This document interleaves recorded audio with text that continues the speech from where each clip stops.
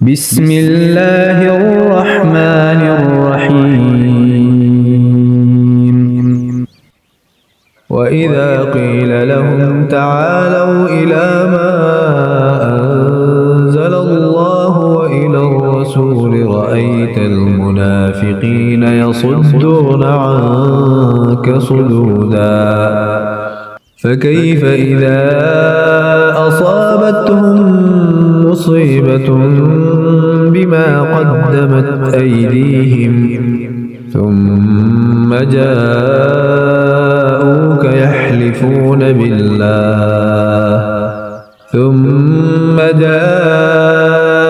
يحلفون بالله إن أردنا إلا إحسانا وتوفيقا أولئك الذين يعلم الله ما في قلوبهم فأعرض عنهم وعظهم وقل لهم في أنفسهم قولا بليغا وما أرسلنا من رسول إلا ليطاع بإذن الله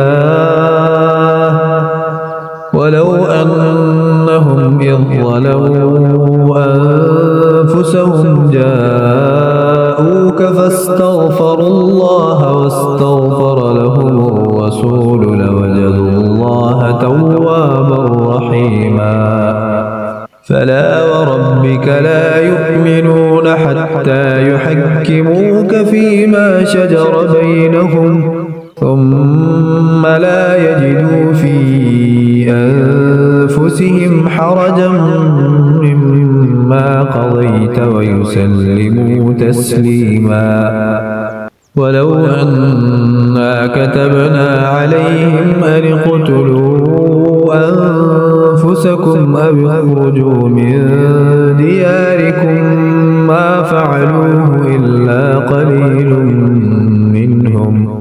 ولو أنهم فعلوا ما يوعظون به لكان خيرا لهم وأشد تثبيتا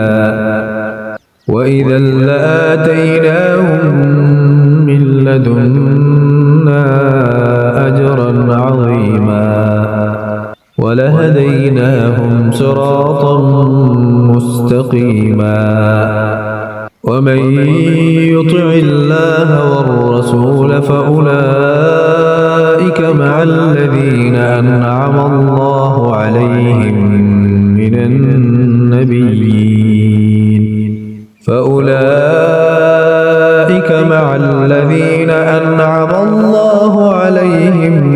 من النبيين والصديقين والشهداء والصالحين وحسن أولئك رفيقا